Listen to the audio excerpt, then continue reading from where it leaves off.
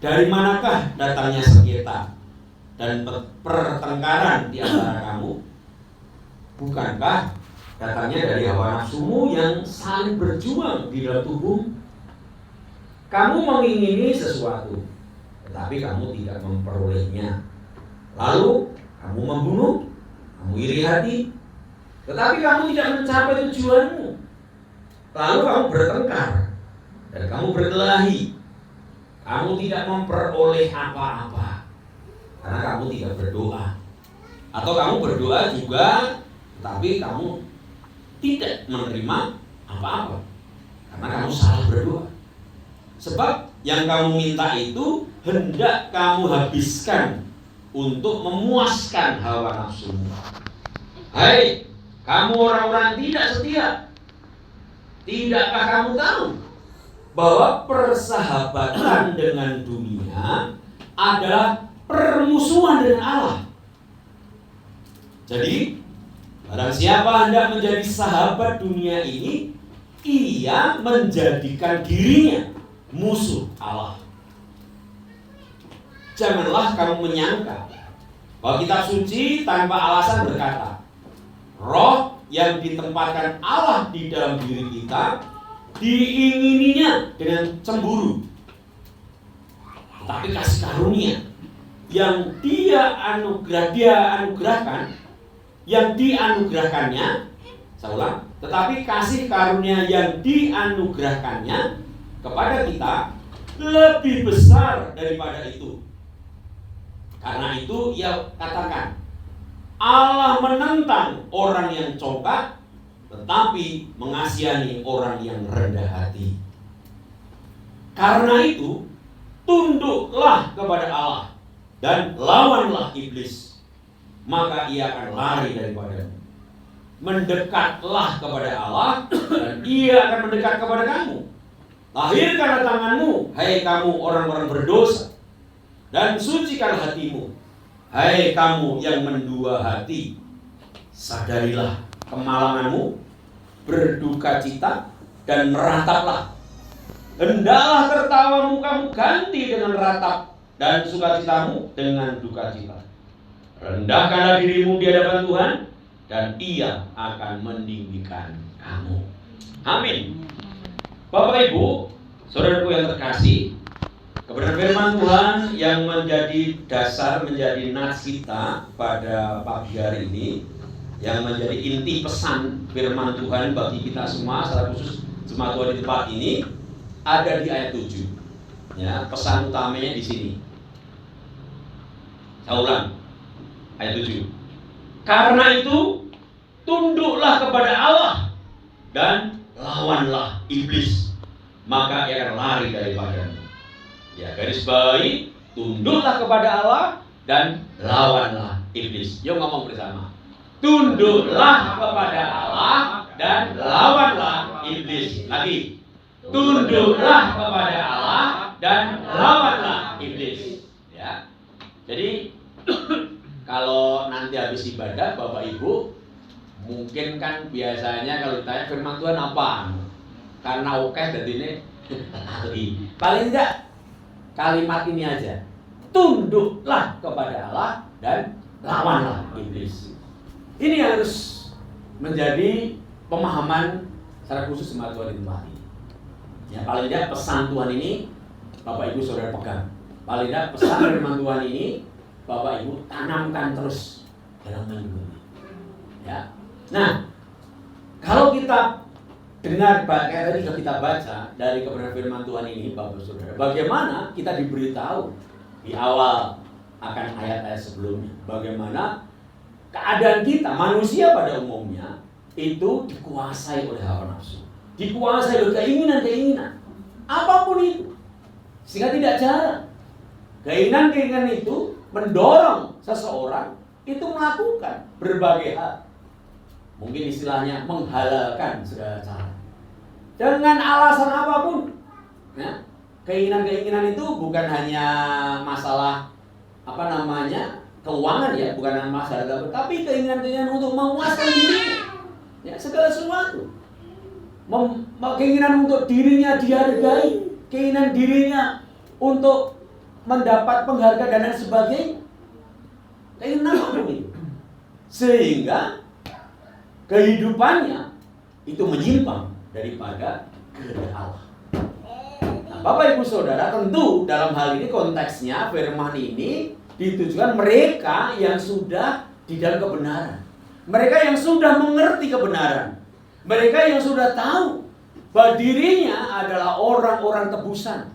Orang-orang yang sudah dibenarkan dengan darah anak domba yang mahal, yang sungguh-sungguh berkuasa untuk mengalahkan segala tipu musyikat iblis. Jadi Bapak Saudara, setiap orang yang percaya pada Yesus Kristus harus semakin mengerti bahwa kehidupannya itu mesti ada di dalam tuntunan Tuhan, dalam pimpinannya. Maka cara hidup kita yang lama itu sudah mati. Tanda baptisan yang kita terima itu menyadarkan kita bahwa kita sudah mematikan cara hidup kita yang lama, tetapi kita memasuki cara hidup yang baru. Ketika engkau dan aku berkomitmen dengan sukarela, dengan sepenuh hati menerima tanda baptisan itu, berarti engkau dan aku secara sadar, bukan karena paksaan, bukan karena ingin ini dan itu, tetapi mengerti secara roh bahwa aku ini mau hidup di dalam Tuhan. Aku mau menyerahkan hidupku dengan kebenaran firman Tuhan. Ini yang harus ada pada kita. Itu komitmen Bapak Ibu Saudara dan saya. Ya. Jadi Bapak Ibu, kalau kita hidup di dalam Tuhan, paling tidak Bapak Ibu dan juga mengingat nats firman hari ini, tunduk kepada Allah lawan iblis. Dasarnya ketika kita punya komitmen dari Gusti Yesus, yaitu kita berkomitmen mematikan cara hidup yang lama. Nah, orang kalau sudah berkomitmen, mestinya pegang dong komitmennya. Nggih napa nggih? Nggih toh. Pilihan mungkin. Ya bagaimana kalau kita komitmen, nanti kalau diomongi mencela-mencel loro ati, ya toh? Nah, jarine dempen wis komen pokonen Gusti Yesus. Apa lagi pujian? Apa tadi? Seneng derek Gusti. Ya, seneng derek Gusti Yesus, bunga susah. Nah, kan gitu. Itu komitmen. Nah, kalau sudah ngomong komitmen ya dicekel no. Sing ngomong ki lambene sapa? Lambene dhewe-dhewe to. Nah, makanya nanti kalau diomongke mencela-mencela loro ati wis to Bapak Ibu mesti. Ya toh? Aku mau ngiling-ngiling lah, aku ora ngomong iki. Tapi paling tidak firman hari ini, ya Bapak Ibu merasa ditegur, ya puji Tuhan, kan gitu. Ya, karena gini loh Bapak Saudara, Tuhan itu begitu mengasihi Bapak Ibu Saudara dan saya. Perhatikan firman sebelum saya bacakan ya, bukti bahwa Tuhan itu mengasihi kita. Di ayat yang kelima ini. Janganlah kamu menyangka bahwa kitab suci tanpa alasan berkata roh yang ditempatkan Allah di dalam diri kita diingininya dengan cemburu. Nah, saya ulang ya. Roh yang ditempatkan Allah di dalam dirimu, diri kita ini, diri sampean dan saya ini, ya, diingini oleh Allah. Diingini ditempatkan di tempat kita, di dalam diri kita itu dengan cemburu. Apa penjelasan begini? Jadi roh Allah itu Roh Kudus ya. Karena kita kan dari Gusti kan diberikan Roh Kudus, ya toh? Tuhan berikan pada kita. Itu diingini dengan cemburu. Nah, gini. Wong cemburu, ya. Misalnya Pak Gembala nih sama istrinya. Kalau Pak Gembala cemburu sama istri itu berarti Pak Gembala cinta apa enggak? Sangat cinta. Ya ora cemburu, berarti ora cinta. Cari baik-baik. Karena cemburu, ya toh, berarti cinta itu kan sinyal loh, tanda loh. Oke apa oke? Nah, berarti kalau roh Allah, Roh Kudus itu diberikan, ditempatkan pada kita karena Allah cemburu, berarti Allah cinta banget kesamaan betul. Cinta banget. Bangun dulu. Berarti kalau roh Allah sampai roh Roh Kudus itu diberikan ada di dalam diri kita, hati kita. Itu begitu cemburunya, begitu cintanya Allah dengan sampean dan saya. Cintanya Allah orang mandang rupa, orang bentuk tadi pujian tadi begitu ya. Model sampean kaya ngopo ora diperhatikan. Rupa sampean kaya ngopo dan saya ora diperhatikan.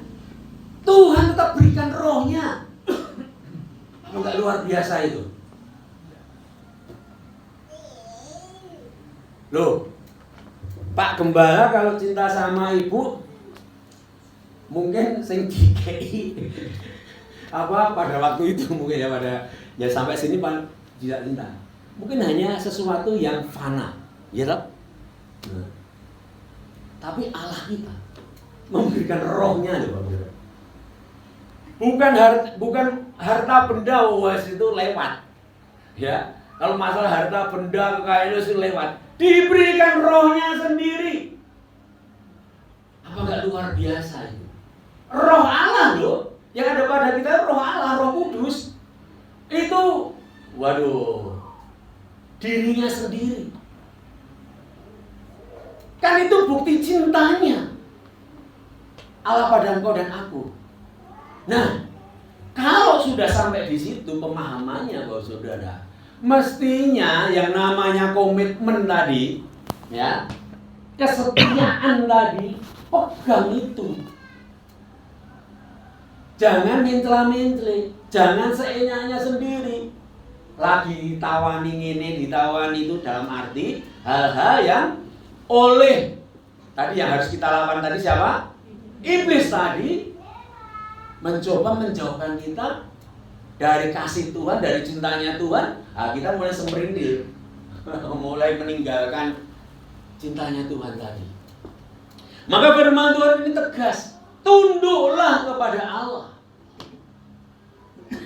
Ya, jadi atas dasar kita ini ada pribadi yang berarti di mata Tuhan dan kita sudah jelas mendapatkan karunia-Nya, kasih-Nya, cintanya, rohnya, semestinya lah kita ini tunduk. Karena Dia berkuasa. Loh bagaimana tidak? Engkau dan aku ini adalah orang-orang yang ditawan oleh dosa. Ya. Tapi Dia bebaskan kita, Dia lepaskan kita, ditebus dengan darahnya, dengan nyawanya. Dengan yang sangat bernilai, bukan barang yang fana itu. Ini kan mesti segera mengingatkan dan menyadarkan setiap kita, kapanpun itulah. Karena kembali, kehidupan kita yang terus bergerak, kehidupan kita yang masing-masing punya problem, ya. Kadangkala mengaburkan hal ini membuat kita ya lengah. Kita tidak lagi punya komitmen apapun itu. Dari waktu ke waktu kan satu hari saja, perhatikan aja deh. Satu hari ini saja. Satu hari ini saja. Ketika Bapak Ibu masih duduk di sini, Bapak Ibu mungkin dalam hati saat ini berfirman, oh ya Tuhan, oh iya ya Tuhan, oh iya ya. Nah, mungkin ada kesadaran, komitmen. Tapi nanti kalau keluar dari situ, hati-hati. Itu sudah beda acara itu. Komitmennya itu nanti diuji, bener nggak? Nah gitu. Nanti Bapak Ibu keluar dari sini, mungkin ada sesuatu yang pandangannya saja itu nyepeke. Ini yang timbul dalam hati tidak suka. Kalau sudah tidak suka, rasa ya kecewa dan sebagainya. Padahal bagaimana firman Tuhan mengajarkan kita untuk mengasihi, untuk menerima, untuk menghargai. Kan begitu. Ada banyak hal Bapak Saudara yang harus menjadi komitmen kita. Maka Bapak Saudara, tunduk kepada Allah itu harus kita dasari dengan kesadaran bahwa hidupku ini sudah ditebus. Hidupku ini sudah diselamatkan oleh Allah. Memangnya masih ada yang ragu-ragu dengan keselamatan yang Tuhan berikan, anugerah keselamatan itu. Kalau ragu-ragu, belajar bagi Pak Gembala. Ya, tanya pada Pak Gembala. Kalau memang ragu-ragu, ya boleh. Bapak Ibu jemaat, kalau ragu-ragu masih, apa itu? Apa itu nanti? Aku selamat nih. Ragu-ragu, tanya sama Pak Gembala. Pak Gembala, Tuhan tempatkan di sini, punya tugas untuk mengajar Bapak Saudara, untuk menjelaskan hatinya Tuhan, maunya Tuhan untuk Bapak Ibu Saudara di tempat ini. Kan itu. Enggak apa-apa, bertanya gitu loh. Ya. Membuka hati. Supaya Bapak Ibu jemaat di tempat ini pribadi lepas pribadi, sambung ya, pribadi lepas pribadi, dewe-dewe ora rombongan, ora keluarga, ora suami istri ya. Itu komitmen tadi loh. Tunduk kepada Allah itu pribadi, ora rombongan. Tunduklah, bune kowe wae sing tunduk seperti keluarganya dia terpati. Ora ngono. Masing-masing. Nah gitu loh. Kalau istri tunduk kepada Allah, suami kurang ajar, ya suaminya kurang ajar. Nggak dengan kebenaran suaminya, gitu loh. Nggak bisa. Terus ketundukannya istri itu mewakili suami untuk orang ngono. Nah, orang ngono. Ya. Masing-masing kita, makanya masing-masing itu kudu ngerti, paham, jelas, gamblang. Nggak boleh elu di dalam mengiring Gusti Yesus itu. Maka segala sesuatu ketika tunduk ini kan begini Bapak. Tunduk kan orang dia kuasa dewe, gitu loh. Apa yang diperintahkan itu sendiko dawuh. Itu kalau tunduk. Ya oke. Ya. Tapi kenyataannya apa? Ngongkone piye tindakane ade opo? Beda adoh. Kadang kan ngono. Kasihlah sesamamu. Itu perintah saja. Kadang kita, wah Tuhan, kalau mengasihi sesama ya tunggu situasi keadaan lah Tuhan. Kalau situasi keadaan memungkinkan ya mengasihi berlakulah. Kalau orang itu wajar dikasih, wajar ditresnani ya ditresnani. Orang ngomong kurang ajar terus mau ditresnani. Nah gitu toh. Kadang kan kita membantah toh. Nah, coba bayangkan Bu Saudara. Ada pemimpin kita memberi dawuh, memberikan perintah pada kita yang katanya tunduk, ora nindak kita tapi malah jenenge. Wah, masa kudu ngono? Nah, kalau sudah begitu kurang ajar enggak? Kurang ajar. Sapa kuwi? Sapa yang kurang ajar? Saya Tuhan. Kadang kan begitu. Tapi ngomong saya kan rapani loh, orang rapani. Nah gitu. Tapi inilah kenyataannya Bu Saudara.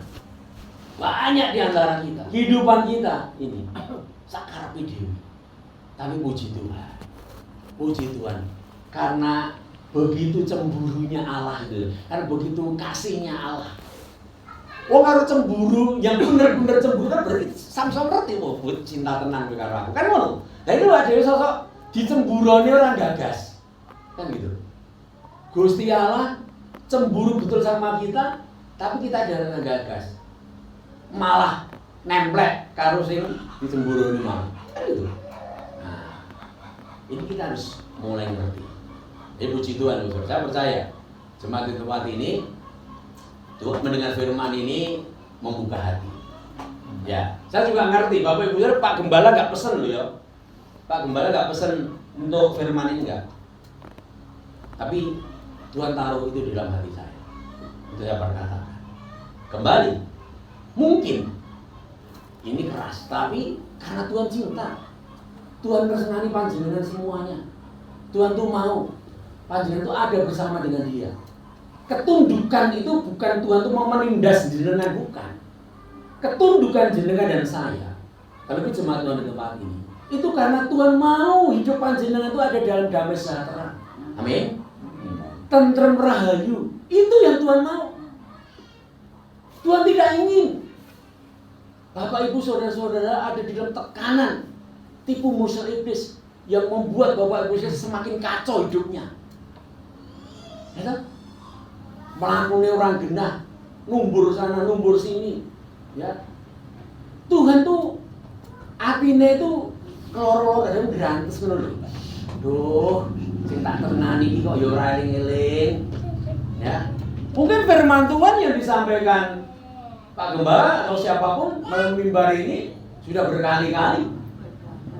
Tapi nggak tahu, mungkin hati Bapak Ibu Saudara ya mungkin orang itu kalau bangsa Israel bebal juga mungkin, ya kan?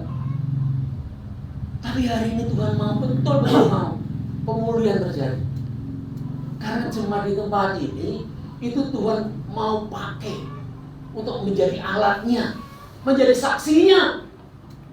Loh kalau Bapak Ibu Saudara mau dipakai Tuhan enggak seperti yang Tuhan mau, terus saksinya opo? Kan gitu. Kalau cara hidup Bapak Ibu Saudara di tempat ini enggak beda jauh dengan orang-orang sekitar sini, opo bedanya? Apa yang mereka mau ambil dari Bapak Ibu Saudara? Bapak Ibu Saudara harus mempertahankan roh Allah itu. Roh Kudus itu betul-betul bekerja, hidup Bapak tunduk kepada Allah, dan Bapak Ibu Saudara sudah benar-benar berbuah roh. 9 buah roh itu muncul dalam kehidupan pribadi masing-masing. Ya, saya percaya begini loh, kan tempat tinggalnya berbeda-beda, ya. Meskipun suami istri, koncone kan yo dewe-dewe, duwe konco dewe-dewe, ya. Nah itu yang Tuhan mau untuk sampai menjadi berkat, loh.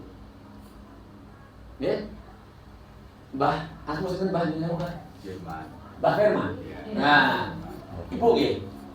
Nah, kan beda koncone, ya kan? Nek podo-podo tani misalkan, tapi kan berbeda. Nah, ketika kita sebagai orang yang dipilih Tuhan, orang yang tunduk kepada Allah, orang yang memiliki roh Allah, ketika kita hadir berdekatan dengan seseorang, orang ini harus merasakan akan dampak daripada roh Allah yang ada pada kita. Dampak apa? Karena kita berbicara dengan damai sejahtera, ya, dengan hal-hal yang positif, memberikan kekuatan pemulihan.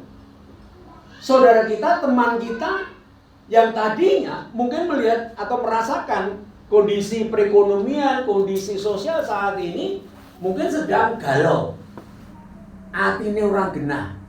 Tapi ketika kita bertemu, kita bisa ngobrol, wes sabar. Nah, mungkin tidak hanya dengan ngomong sabar wae, itu ada sesuatu yang bergerak di dalam dirinya.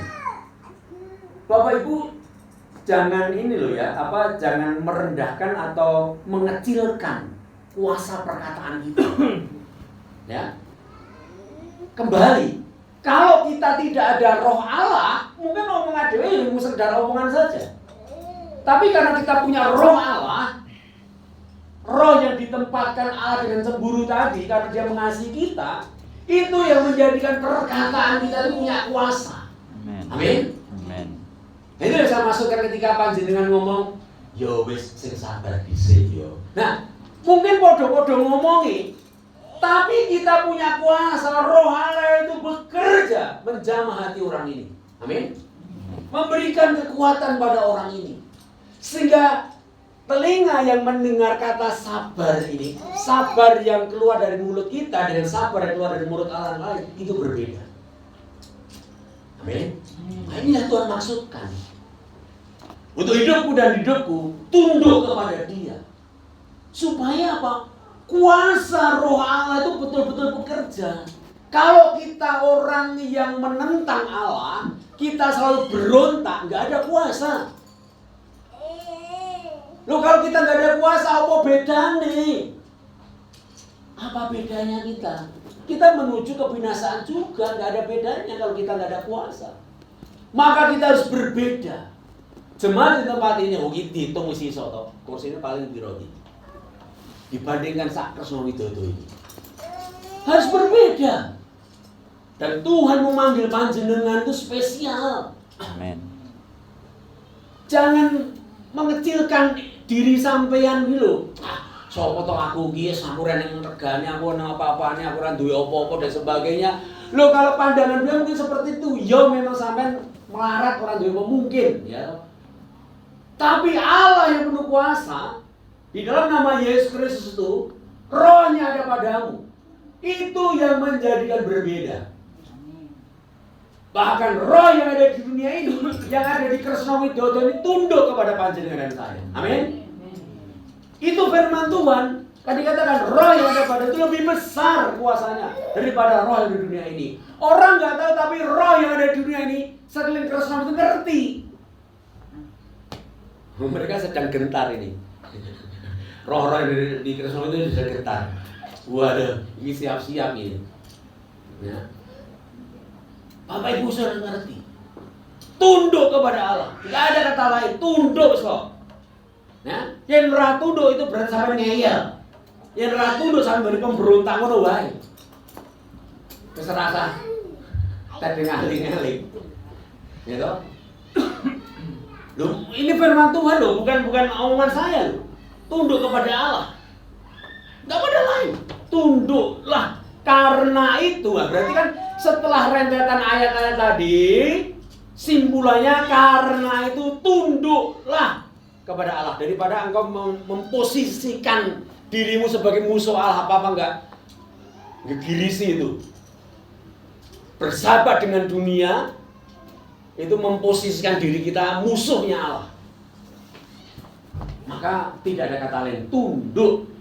Ya ngomong, tunduk, ngomong. Tunduk kepada Allah, ngomong. Tunduk kepada Allah. Ya. Oke. Ini penjelasan tunduk, nanti Pak Gembala bisa jabarkan nanti atau Bapak Ibu Saudara renungkan lagi. Intinya dari situ. Ya. Artinya kan gini, kenapa harus tunduk? Tadi tak jabarkan bahwa Allah mengasihimu, ya toh? Engkau sudah diselamatkan. Ya, yang ragu-ragu tekor Pak Gembala, ya toh? Engkau sendiri juga sudah punya komitmen dibaptis. Siapa yang belum baptis? Yang belum. Wes baptis apa Pak? Sudah semua toh? Nah, yang belum gak ada toh? Berarti Bapak Ibu punya komitmen loh ya, tak eling loh ya. Ya toh? Demet dipaksa Pak Gembala apa karepe dhewe? Nah. Kalau karepe dhewe cuma wis tak baleni komitmen kepada Allah. Tunduk kepada Allah. Nah, sekarang yang kedua, saya juga heran loh Saudara. Kenapa Tuhan ketika firman ini ditulis, ini loh, tunduklah kepada Allah. Sudah selesai, nggak usah ada kalimat lain. Tapi ternyata ada kata lainnya.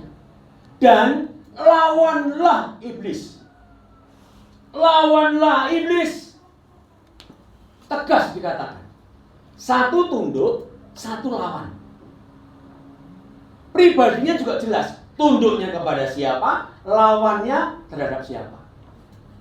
Jelas tidak ada tedeng aling-aling. Tunduknya kepada Allah, Sang Pencipta langit bumi dan seluruh, termasuk yang menciptakan engkau dan aku, yang menyelamatkan engkau dan aku, ya toh? Di sisi lain, lawanlah iblis. Ya? Jelas sekali. Melawan iblis itu adalah semangat kita juga. Tidak ada keraguan-raguan, tidak ada ketakutan kita untuk melawan iblis. Gitu. Tapi di sini saya jelaskan, Bapak Saudara, ya, bahwa iblis itu jangan bayangkan kayak gendruwo, kayak bukan gitu. Ya. Firman Tuhan mengajarkan musuh kita itu bukan darah dan daging, tapi penghulu, penguasa iblis itu. Jelegernya itu manusia. Karena kita kan manusia toh ini. Ada tetangga, ada saudara, ada suami, ada istri, ada anak. Mereka manusia semua. Tapi eling lan waspada. Ya. Untuk kita melawan iblis, segala tipu muslihat iblis. Iblis itu begitu cerdiknya. Ya. Dia menjatuhkan manusia pertama itu, ya, dengan perkataan memutar balikan firman. Nah, masih ditanya, apa kata Allah kepada Hawa pada itu kan? Oh aku tuh boleh menikmati semuanya ini, ya. Tapi kalau yang satu ini nggak boleh mendekat, tidak boleh karena aku akan mati. Bukan begitu, langsung dikoreksi iblis. Hebat sekali ya. Firman Tuhan dikoreksi oleh iblis. Enggak begitu. Ini bahasa saya ya, bahasa saya.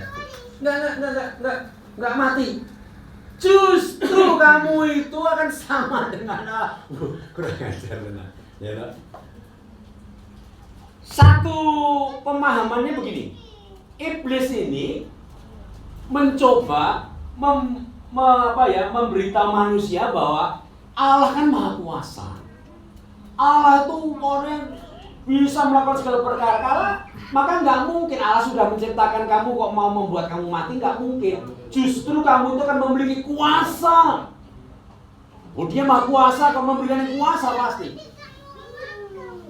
Nah, manusia ini ya kita tahulah akhirnya ngikuti aja. Bukan firman Tuhan, tapi firmannya iblis, omongannya iblis. Ya.